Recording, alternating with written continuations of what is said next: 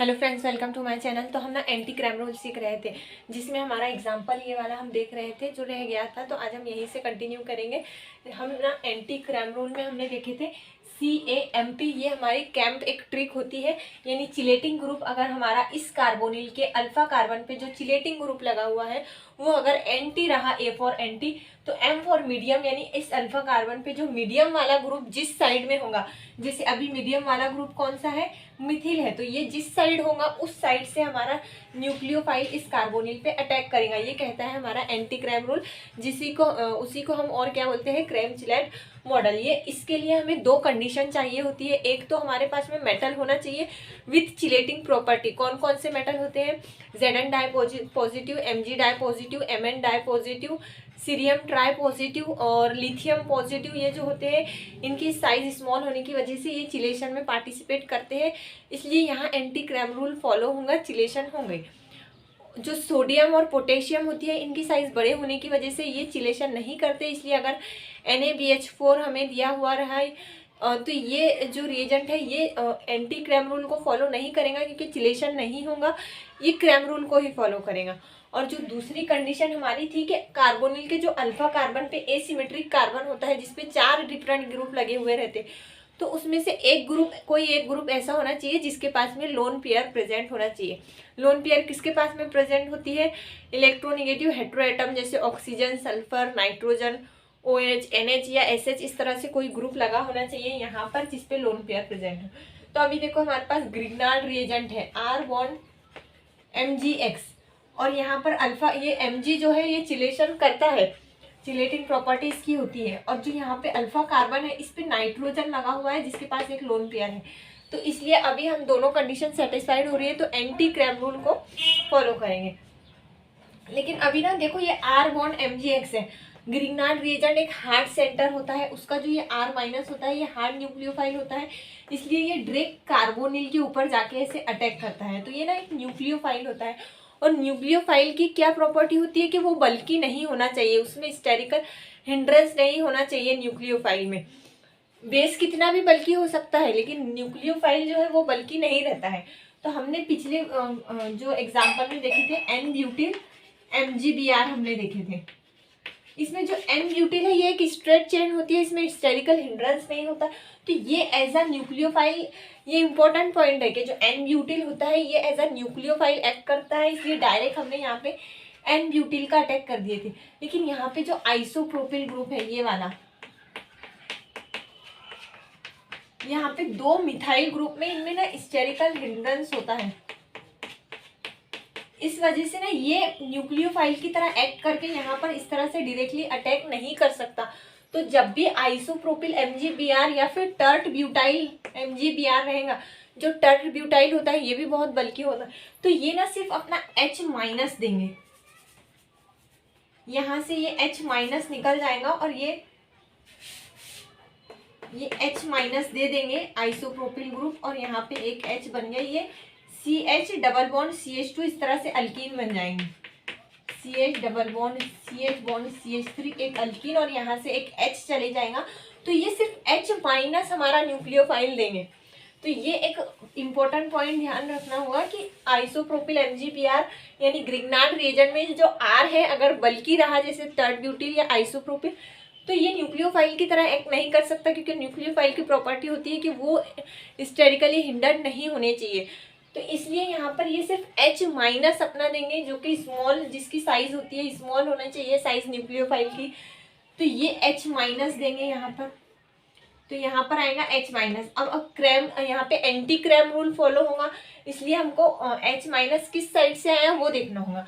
तो anti Cram rule क्या कहता है, ये हमारा चिलेटिंग ग्रुप, ये हमारा कार्बोनिल, ये इसके सिन पोजिशन पर है NMePH, और ये अबव वाला वेज वाला होता है राइट साइड में, और डैश वाला होता है लेफ्ट साइड में। ये है स्ट्रेट लाइन, इसके राइट साइड में Me और लेफ्ट साइड में हाइड्रोजन। अब मुझे इस ग्रुप को एंटी बनाना है, यानी ये यहाँ आएगा तो सारे के सारे ग्रुप एंटी हो जाएंगे, ये यहाँ चले जाएगा। जब मैं इसको रोटेट करके यहाँ लाऊंगी तो ये भी तो रोटेट करके यहाँ जाएगा, और ये हाइड्रोजन रोटेट करके यहाँ आएगा। देखो ये ना आप ऐसे याद रख सकते हैं, अगर ये एंटी हो रहा है तो सारे के सारे एंटी हो जाएंगे। यानी ये अगर यहाँ आ रहा है PHNMe तो ये भी एंटी हो जाएगा, Me यहाँ आ जाएगा, और हाइड्रोजन भी एंटी, हाइड्रोजन यहाँ आ जाएगा। ये हमारा कार्बोनिल। अभी देखो medium group chelating group anti हो गया है, ये है एंटी पोजीशन कार्बोनिल के एंटी। तो एंटी ग्रुप रहा चिलेटिंग ग्रुप, तो मीडियम साइड से हमारा न्यूक्लियोफाइल H- मीडियम वाला ग्रुप जिस साइड है उससे आएगा। ये तीनों में मीडियम कौन सा है, ये है स्मॉल, ये है मीडियम, और ये है चिलेटिंग ग्रुप वाला लार्ज ग्रुप। तो ये देखो मीडियम ग्रुप हमारा लेफ्ट साइड पे है। लेफ्ट मतलब क्या होता है, बैक साइड पर है। लेफ्ट मतलब कौन सी साइड पर है, लेफ्ट वाले को हम क्या बोलते हैं, डैश पर है, और राइट वाले को वेज पर। तो ये डैश पर हमारा मीडियम ग्रुप है, इसलिए हमारा H- डैश से आएगा न्यूक्लियोफाइल, तो ये OH वेज पे चले जाएगा। बाकी इसको जैसे कि ये हमने जो रोटेट किए थे, इसको फिर से एज इट इज जैसे क्वेश्चन में दिया हुआ है हम वैसे लिख लेंगे।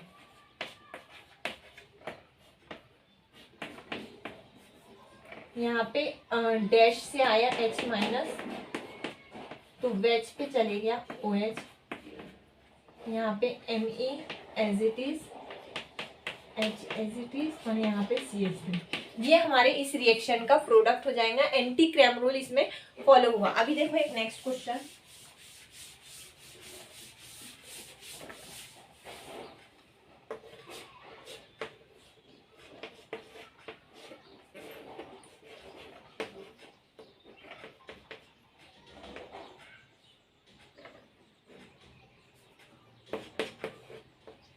डबल बॉन्ड है PH,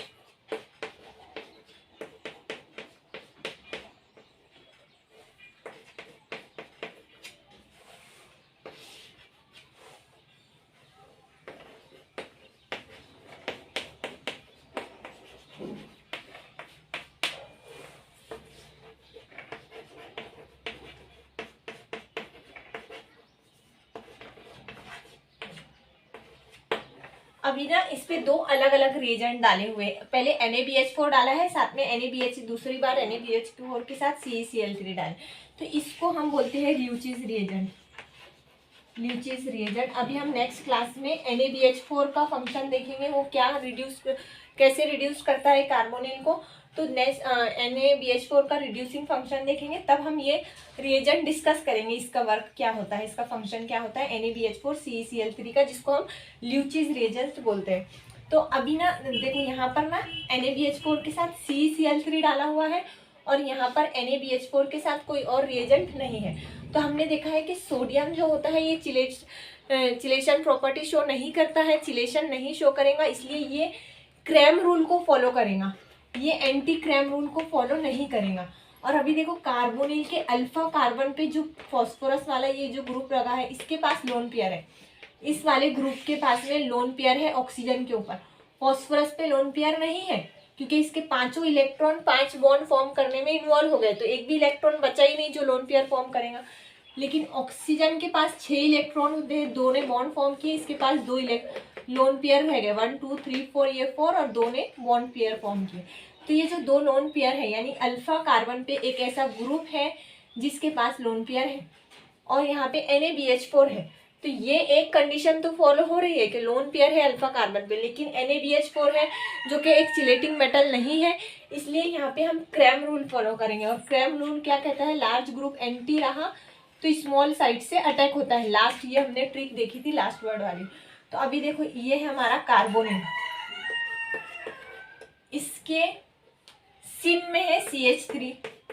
जो प्लेन वाला रहता है ना, जो प्लेन वाला है वो आप देख लो, ये सिन है, इसके प्लेन वाला ग्रुप या फिर एंटी है। प्लेन वाला ग्रुप, प्लेन वाले ये होते हैं, और ये अबो और बिलो होते हैं, ये जो लाइन पे होते हैं ये होते हैं एक प्लेन में। तो ये प्लेन वाला कार्बोनिल के सिन है। अगर आपको सबसे पहले प्लेन वाला ड्रॉ कर लेना है, अगर ये प्लेन वाला इस तरफ रहता था CH3 तो ये इसके एंटी होता था। अभी ये प्लेन वाला ग्रुप CH3 सिन है। उसके बाद ये ऊपर साइड है दोनों, ये वेज पे है, ये डैश पे। वेज वाला होता है राइट साइड, मतलब ये फॉस्फोरस राइट साइड और ये हाइड्रोजन लेफ्ट साइड। अब मुझे ये फॉस्फोरस चिलेटिंग ग्रुप चाहिए एंटी, एंटी मतलब यहाँ मुझे चाहिए, इसको मुझे थोड़ा सा इस साइड रोटेट करना होगा, तो ये थोड़ा सा इस साइड रोटेट हो जाएगा और ये थोड़ा सा इस साइड, इस तरह से ये हो जाएगा डबल बॉन्ड, ये थोड़ा सा रोटेट होके फॉस्फोरस यहाँ आ गया, एंटी आ गया, और ये हाइड्रोजन यहाँ आ गया, ये CH3 यहाँ आ गया। अभी यहाँ पे क्रैम रूल फॉलो होगा। ये चिलेटिंग ग्रुप लार्ज ग्रुप जो है हमारा, ये एंटी अगर है, लार्ज ग्रुप एंटी, तो स्मॉल साइड से अटैक, स्मॉल में है हाइड्रोजन, हाइड्रोजन हमारा लेफ्ट साइड में है, लेफ्ट साइड में है मतलब लेफ्ट वाले क्या होते हैं, हमेशा याद रखो, वेज मतलब राइट, लेफ्ट मतलब डैश, वेज मतलब राइट और डैश मतलब लेफ्ट, तो ये लेफ्ट पे है मतलब बिलो द प्लेन डैश पे है, तो इस साइड से हमारा क्या आएगा, H माइनस आएगा डैश से, ये NaBH4 भी हमारा H माइनस ही देता है रिड्यूसिंग एजेंट, तो डैश से हमारा आ जाएगा H, और यहाँ वेज पे बन जाएगा OH, और फिर ये बाकी हम एज इट इज लिख देंगे।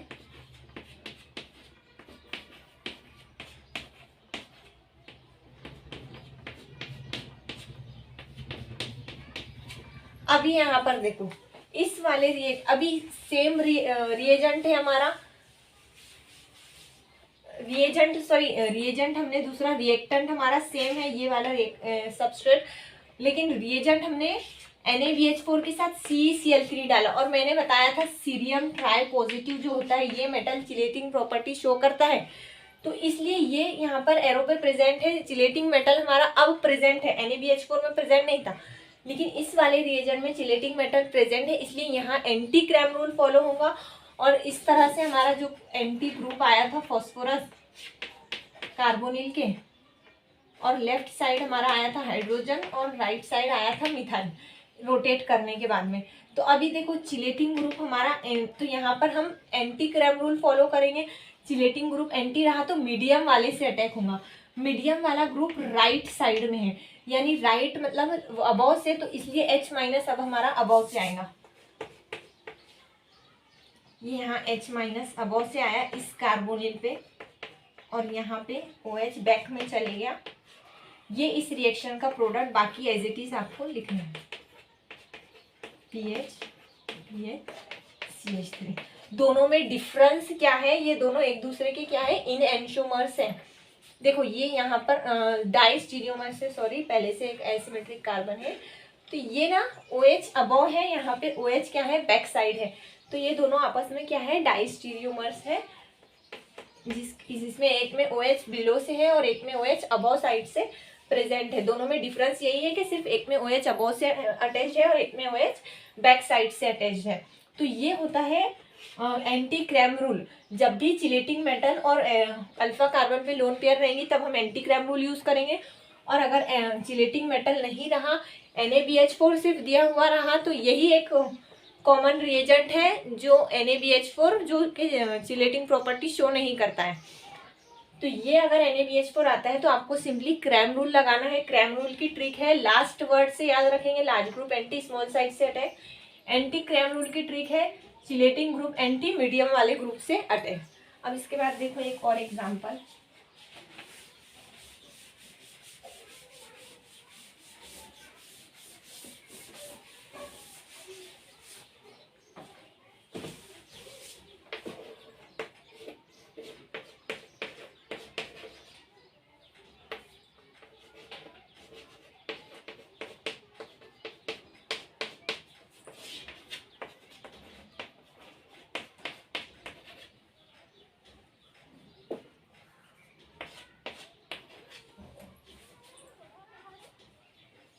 अभी देखो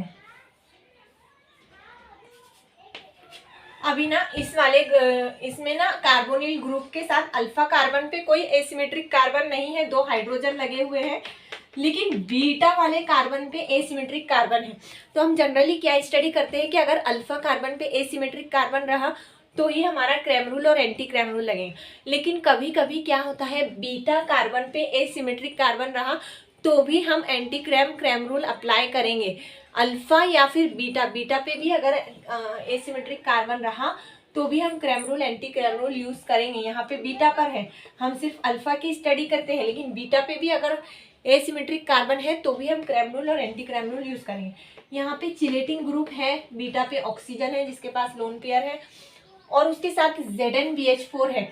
अभी देखो बोरॉन, एक इम्पोर्टेंट पॉइंट हमेशा याद रखो, बोरॉन जब भी 3 बॉन्ड फॉर्म करता है तो ये ना इलेक्ट्रॉन डेफिशिएंट होता है, लुईस एसिड होता है।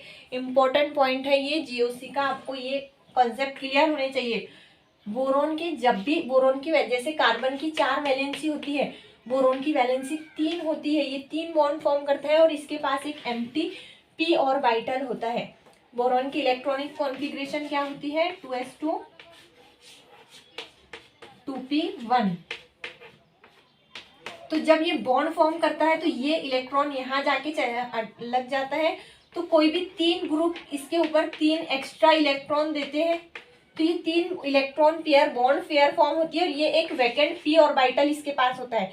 मतलब 3 बॉन्ड ये फॉर्म कर सकता है 3 इलेक्ट्रॉन के साथ में और एक इसके पास में ना वैकेंट p ऑर्बिटल होता है। तो इसलिए ये एक्ट करता है। देखो बोरॉन अगर 3 बॉन्ड फॉर्म किया है यानी BH3 अगर है तो इसको हम लुईस एसिड बोलेंगे। लुईस एसिड मतलब क्या, जो इलेक्ट्रॉन एक्सेप्ट करते हैं। तो इसके पास में एक एम्प्टी ऑर्बिटल p ऑर्बिटल होता है खाली वाला, जिसमें ये इलेक्ट्रॉन पेयर एक्सेप्ट कर सकता है, इसलिए ये एक्ट कर सकता है एज अ लुईस एसिड। इसको हम बोलते हैं जो इलेक्ट्रॉन एक्सेप्ट करता है। तो लेकिन अगर बोरॉन में 4 बॉन्ड फॉर्म किया है जैसे ये BH4, तो इस पे ना निगेटिव चार्ज रहता है हमेशा। अगर 4 बॉन्ड फॉर्म किया तो बोरॉन पे हमेशा निगेटिव चार्ज आ जाता है। क्यों? क्योंकि एक एक्स्ट्रा इलेक्ट्रॉन इसके पास आ गया। जैसे ये BH3 था, BH3 था और इसके पास वैकेंट, इस वैकेंट p ऑर्बिटल में H- ने अपने दोनों इलेक्ट्रॉन दे दिए, तो ये यहाँ पर बोरॉन पे निगेटिव चार्ज आ गया। अभी इसने 4 बॉन्ड फॉर्म कर दिए, तो ये तो इलेक्ट्रॉन डेफिशिएंट होता है BH3 जिसने 3 बॉन्ड फॉर्म किया। हमें BH3 के साथ कोई और भी ग्रुप अटैच्ड हो सकते हैं, यानी कोई भी 3 ग्रुप अगर अटैच्ड है तो बोरॉन हमेशा इलेक्ट्रॉन डेफिशिएंट होगा। और बोरॉन के साथ अगर 4 ग्रुप है तो वो इलेक्ट्रॉन रिच होगा, फिर वो इलेक्ट्रॉन देगा। यानी ये इलेक्ट्रॉन अब देगा, BH4 है यानी ये H- देगा। BH4 हमेशा H- देता है। BH4 इलेक्ट्रॉन रिच होता है, उसके पास एक्स्ट्रा इलेक्ट्रॉन आ गए हैं, उसकी जो ऑक्टेट था वो कंप्लीट हो गया है। तो अब ये ना इलेक्ट्रॉन देगा, इसका ऑक्टेट कंप्लीट हो गया, अब ये इलेक्ट्रॉन देगा। अब ये इलेक्ट्रॉन लेगा नहीं है, इसके पास ऑलरेडी एक्स्ट्रा इलेक्ट्रॉन है, तो अब ये H- से इलेक्ट्रॉन देता है। अगर BH3 लिखा रहता था तो फिर तो ये खुद इलेक्ट्रॉन डेफिशिएंट है, ये खुद पहले इलेक्ट्रॉन किसी से एक्सेप्ट करेगा उसके बाद देगा। अगर BH3, H की जगह कोई और भी रह सकता, BCl3, ये भी लुईस एसिड है, 3 बॉन्ड फॉर्म किया मतलब इसके पास में एक p ऑर्बिटल है। लेकिन जब भी 4 बॉन्ड फॉर्म करता है तो ये इलेक्ट्रॉन रिच हो जाता है और इलेक्ट्रॉन देता है। तो BH4 आ गया मतलब H- देने वाला है, इलेक्ट्रॉन रिच है ये, H- देगा। Zn di positive chelating metal है, ऑक्सीजन के पास लोन पेयर है, बीटा कार्बन पे एंटी क्रैम रूल यूज होगा, CAMP chelating group anti, medium side से अटैक। इस ग्रुप को मुझे एंटी बनाना है। देखो अभी सिन वाला ग्रुप ये वाला है,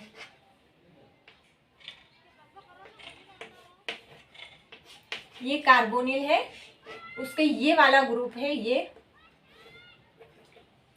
ये ग्रुप एंटी है R, और ये है OH राइट साइड में, वेज पे है मतलब राइट में है, और ये हाइड्रोजन डैश पे है मतलब बैक साइड में है।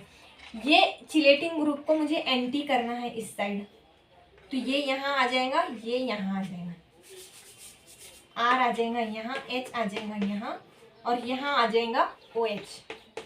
तो अब चिलेटिंग ग्रुप एंटी तो मीडियम साइड से हमारा अटैक होगा।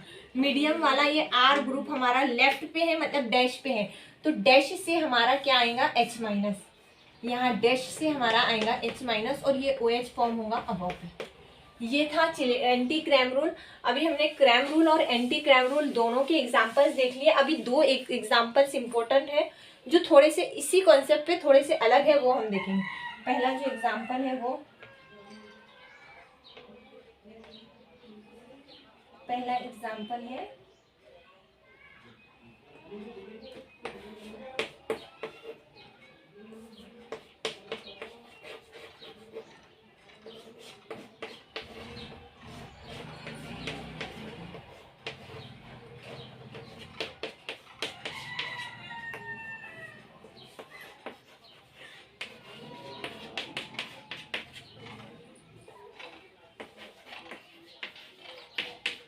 अभी देखो, अभी मैंने आपको बताया अगर बोरॉन ने 3 बॉन्ड फॉर्म किया, जैसे इसने यहाँ पे 3 बॉन्ड फॉर्म किए हैं ET ON, तो इसके पास वैकेंट 3 बॉन्ड जब भी फॉर्म करेगा, जब एक तब उसके पास में क्या होगा, एक वैकेंट p ऑर्बिटल, यानी ये एक्ट करेगा एज अ लुईस एसिड, इसको चाहिए इलेक्ट्रॉन। तो अगर 3 बॉन्ड फॉर्म करता है तो सबसे पहले तो बोरॉन इलेक्ट्रॉन लेगा। तो इलेक्ट्रॉन कौन देगा, अभी देखो ये है sp2 ऑक्सीजन जिसके पास लोन पेयर है, ये भी sp2 है, ये जो है ये sp3 है, ये भी ऑक्सीजन sp3 है।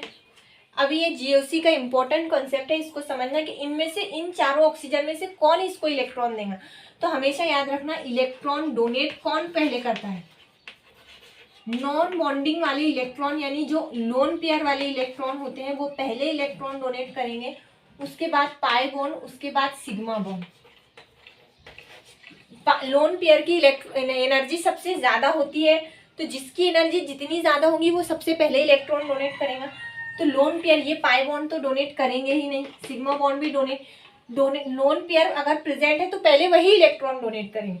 तो सबके पास, चारों के पास लोन पेयर है। अब चारों में से कौन सा ऑक्सीजन इसको बोरॉन को इलेक्ट्रॉन देगा, तो हमेशा याद रखना sp3 अच्छा डोनर होता है sp2 से, sp2 अच्छा डोनर होता है sp से, यानी sp3 क्या होता है, डोनर टेंडेंसी, उसकी इलेक्ट्रॉन देने की टेंडेंसी sp3 की ज़्यादा होती है।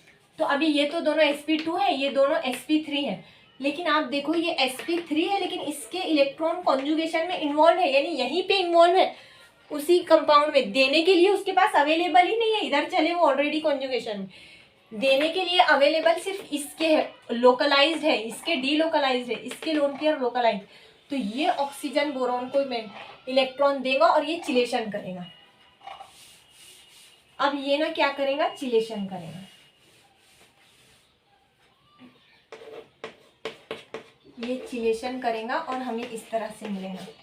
ये ऑक्सीजन देखो, ये अबव से है ऑक्सीजन, तो ये अबव से ही चिलेट करेगा इस मेटल के साथ। ये 2 ET लगे हुए हैं इस पे और एक ON।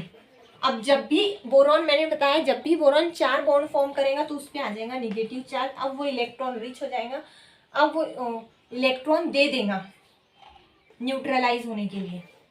फिर उसके बाद में है यहाँ पे ऑक्सीजन, फिर से यहाँ OET। अब देखो दोनों में से, कार्बोनिल में से आपको NaBH4 एरो पे दिया हुआ है, रिडक्शन करवाना है। तो दोनों कार्बोनिल में से किसका रिडक्शन होगा, ये कार्बोनिल ईस्टर है और ये है कीटोन वाला कार्बोनिल। तो अल्डिहाइड ज्यादा रिएक्टिव होता है कीटोन से, कीटोन ज्यादा रिएक्टिव होता है ईस्टर से।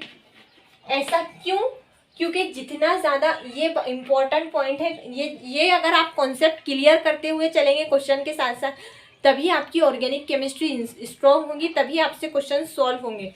आपको साथ ही साथ क्वेश्चन में अपने आप से क्वेश्चन करना है कि ये यहाँ क्यों अटैक कर रहा है, यहाँ क्यों नहीं।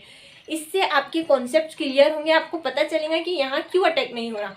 इसी से आप क्वेश्चन को अप्रोच कर सकेंगे, आंसर तक आप पहुँच सकेंगे। कैसे क्वेश्चन को अप्रोच करते आना चाहिए कि उसमें हम कैसे पता लगाएंगे कि कहाँ अटैक हो रहा है। खुद से क्वेश्चनिंग करनी होगी आपको कि कौन रिएजेंट किस साइड अटैक करेगा, यहाँ अटैक क्यों नहीं करेगा, यहाँ क्यों अटैक करेगा।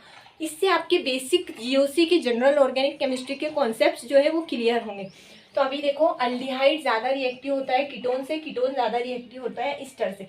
ये मैंने पहले भी बताया था, जब भी हम कार्बोनिल ग्रुप की रिएक्टिविटी की बात कर रहे हैं। क्यों अल्डिहाइड ज़्यादा रिएक्टिव है, क्योंकि अल्डिहाइड में देखो एक ही इलेक्ट्रॉन डोनेटिंग ग्रुप है जो +I से इलेक्ट्रॉन देता है। कीटोन में दो इलेक्ट्रॉन डोनेटिंग ग्रुप है जो +I से इलेक्ट्रॉन देते हैं, और ईस्टर में एक +I से इलेक्ट्रॉन देता है, और ये तो अपने लोन पेयर से कॉन्जुगेशन से यानी +M से इलेक्ट्रॉन दे रहा है। तो ये जो हमारा कार्बन रहेगा, कार्बोनिल कार्बन, ये जितना मैंने पिछली क्लास में भी बताया है, ये जितना इलेक्ट्रॉन डेफिशिएंट रहेगा उतनी ज़्यादा उसकी इलेक्ट्रोफिलिसिटी रहेंगी, उतना ज़्यादा वो रिएक्टिव रहेगा। जितना ज़्यादा ये कार्बन इलेक्ट्रॉन डेफिशिएंट, अभी देखो ये H- आएगा, तो अगर ये जितना ज़्यादा इलेक्ट्रॉन डेफिशिएंट है तो ये यहाँ से इलेक्ट्रॉन ले लेगा, लेकिन इसको मिथाइल से ऑलरेडी इलेक्ट्रॉन मिल रहे हैं, तो फिर इसकी इलेक्ट्रोफिलिसिटी कम हो गई, यानी इसकी ये जो इलेक्ट्रॉन डेफिशिएंट था अब ये इलेक्ट्रॉन डेफिशिएंट नहीं रहा, तो फिर H माइनस से इलेक्ट्रॉन लेगा ही नहीं। तो इसलिए यहाँ पे सिर्फ एक डोनेटिंग ग्रुप है, यहाँ पे दो डोनेटिंग ग्रुप है, इसलिए ये और कम रिएक्टिव हो गया क्योंकि इसकी इलेक्ट्रोफिलिसिटी डिक्रीज हो गई। यहाँ पर तो दो डोनेटिंग ग्रुप है लेकिन यहाँ पे तो सिर्फ प्लस I से इलेक्ट्रॉन दे रहा है, यहाँ पे ये प्लस M से इलेक्ट्रॉन दे रहा है, और प्लस M इफेक्ट स्ट्रॉन्ग होता है प्लस H से हाइपर कॉन्जुगेटिव से, और plus hyper conjugative effect strong होता है इंडक्टिव से। तो ये तो प्लस M से इलेक्ट्रॉन दे रहा है, तो ये तो सबसे कम, ये सबसे ज़्यादा इलेक्ट्रॉन रिच हो गया, यानी इसकी इलेक्ट्रोफिलिसिटी जो है तो वो सबसे कम हो गई, यानी ये सबसे लेस रिएक्टिव हो गया। रिएक्टिविटी मीन्स कार्बोनिल का जो कार्बन है वो कितना ज़्यादा इलेक्ट्रॉन डिफिशियंट है, जितना ज़्यादा इलेक्ट्रॉन डिफिशियंट होगा वो क्या होगा, उतना ज़्यादा रिएक्टिव होगा। तो अभी इन दोनों में से ये वाला कार्बोनिल कार्बन ज़्यादा इलेक्ट्रॉन डिफिशियंट है, इसको तो यहाँ से इलेक्ट्रॉन मिल रहे प्लस M से, ये तो डिफिशियंट नहीं है, इसलिए यहाँ पर H माइनस आएगा और एंटी क्रैम रूल फॉलो होगा, सॉरी क्रैम रूल फॉलो होगा, क्रैम रूल ऑन, सॉरी एक मिनट। हाँ, ये जो एग्जाम्पल है ना, ये इसको इम्पोर्टेंट स्टार मार्क करके रखो, थोड़ा सा ये अलग है। अभी तक हमने जो जितने भी एग्जाम्पल देखे क्रैम और एंटी क्रैम रूल के, क्यों वो देखते हैं अभी हम।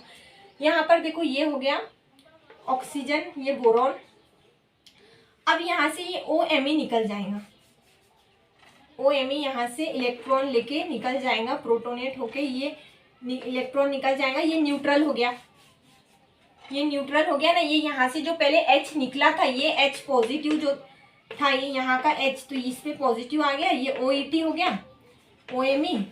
ध्यान से समझना, OMe एक अच्छा लिविंग ग्रुप नहीं होता है, यानी OMe ऑक्सीजन इलेक्ट्रॉन लेके नहीं निकलेगा, ये यहाँ का चार्ज न्यूट्रलाइज करेगा, यानी ये इलेक्ट्रॉन ले लेगा और यहाँ से H पॉजिटिव निकल जाएगा ताकि इसका चार्ज न्यूट्रलाइज हो जाए। तो ये OMe, ये ऑक्सीजन के लोन पेयर इस पॉजिटिव चार्ज को ले लेंगे, यहाँ पे बन जाएगा OH पॉजिटिव। अब ये OH अपना चार्ज न्यूट्रलाइज करने के लिए, इस पे पॉजिटिव चार्ज है ऑक्सीजन पे, ये यहाँ से इलेक्ट्रॉन लेके MEOH निकल जाएगा, यहाँ से OMe नहीं निकलेगा। देखो ध्यान से समझो, OMe अच्छा लिविंग, OH और OMe कभी भी ऐसे इलेक्ट्रॉन लेके निकलते नहीं हैं, ये अच्छे लिविंग ग्रुप नहीं होते हैं, ये इनको अच्छा लिविंग ग्रुप पहले बनाया जाता है। जैसे H इस पे अटैक हुआ तो ये इसका इंडक्टिव इफेक्ट बहुत ज़्यादा बढ़ गया, देखो ये प्लस चार्ज इस पे आ गया, अब ये इलेक्ट्रॉन लेके निकल जाएगा इजीली चार्ज न्यूट्रलाइज करने के लिए, अब ये अच्छा लिविंग ग्रुप बना है, तो अब ये इलेक्ट्रॉन लेके निकल जाएगा। तो फिर से इसके पास 3 बॉन्ड हो गए, फिर से इसके पास क्या आ गया, एम्प्टी p ऑर्बिटल, तो इसको फिर से इलेक्ट्रॉन चाहिए। अब कौन इलेक्ट्रॉन देगा, तो ये ऑक्सीजन इसको इलेक्ट्रॉन देगा और यहाँ पे चिलेशन शो करेगा, यहाँ पे ये शो करेगा चिलेशन, यहाँ पे आ जाएगा पॉजिटिव चार्ज ऑक्सीजन पे, इसने अपने लोन पेयर दिया बोरॉन को, ये ET। अब इस बोरॉन के पास देखो 4 बॉन्ड हो गए, फिर से इस पे आ जाएगा निगेटिव चार्ज। तो अभी ये देखो चिलेशन कहाँ से करेगा, ये लॉजिक है, ये ध्यान से समझना। अब यहाँ पे ना तो क्रैम रूल फॉलो होगा ना तो एंटी क्रैम रूल फॉलो होगा, यहाँ पर ये चिलेशन वाला मेटल डिसाइड करेगा। ये ऑक्सीजन ऊपर से था तो ये बोरॉन ने इसके साथ ऊपर साइड से ही चिलेशन किया, यानी ये पूरी की पूरी रिंग हमारे जो प्लेन सरफेस के ऊपर से बनी हुई है, तो अब H माइनस फिर नीचे साइड से आएगा।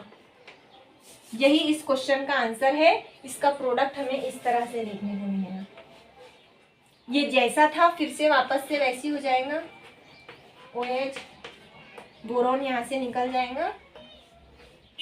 अभी ये पूरी रिंग ऊपर से है, ये बॉन्ड देखो आप यहाँ पे ऊपर से था, ऑक्सीजन उसने बोरॉन के साथ ऊपर से चिलेट करके पूरी रिंग ऊपर से फॉर्म किया, तो यहाँ नीचे से हिंड्रेंस नहीं है, यानी नीचे से हमारा क्या आएगा, नीचे से मीन्स बैक साइड से आएगा हाइड्रोजन और OH चले जाएगा ऊपर, OH चले जाएगा ऊपर, C double bond O bond OET, ये इस रिएक्शन का प्रोडक्ट होगा। ये था क्वेश्चन। अभी देखो इसको ध्यान से समझो, यहाँ पे बोरॉन के 3 बॉन्ड फॉर्म किए हुए थे, बोरॉन के,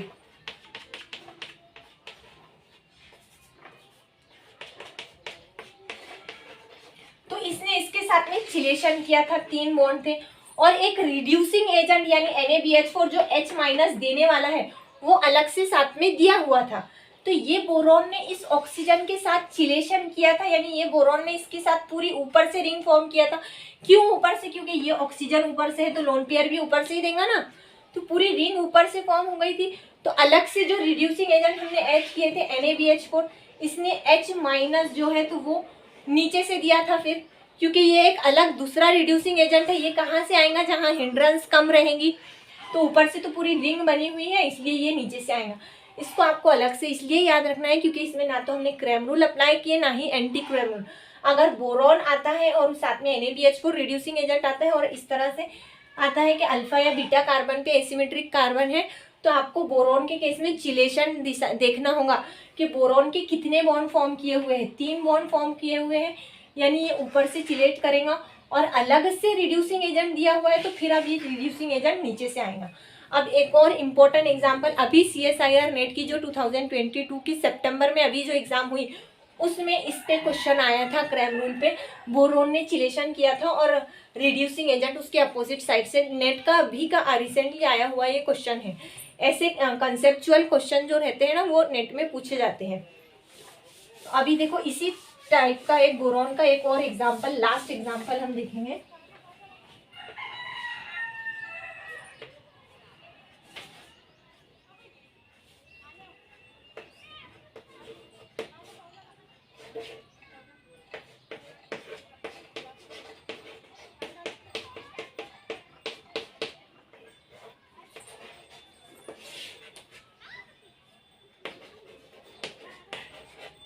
Na4N पॉजिटिव BH-OAC-Y3।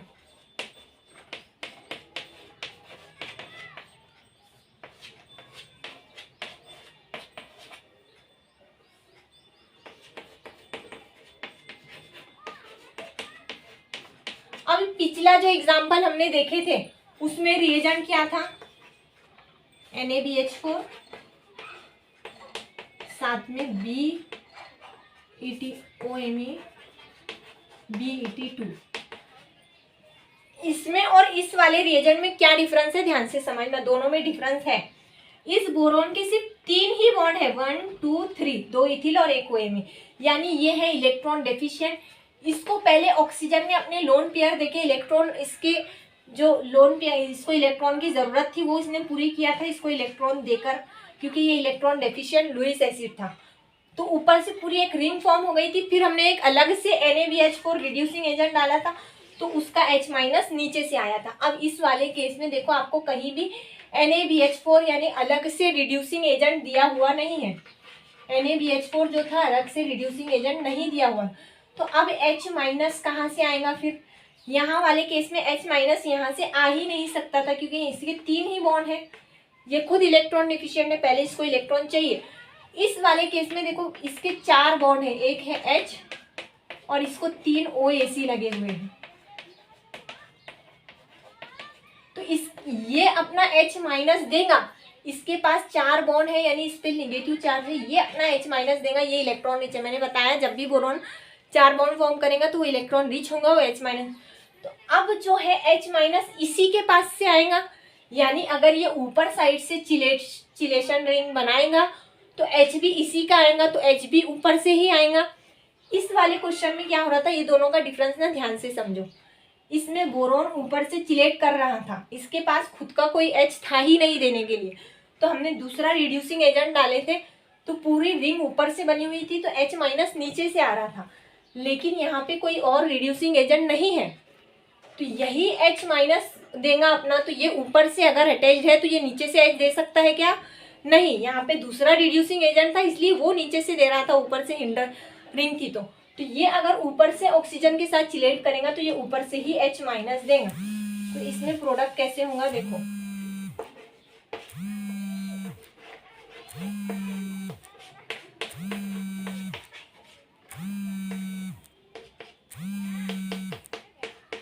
ये ऊपर से चिलेट करेगा इसके साथ बोरॉन, ये BH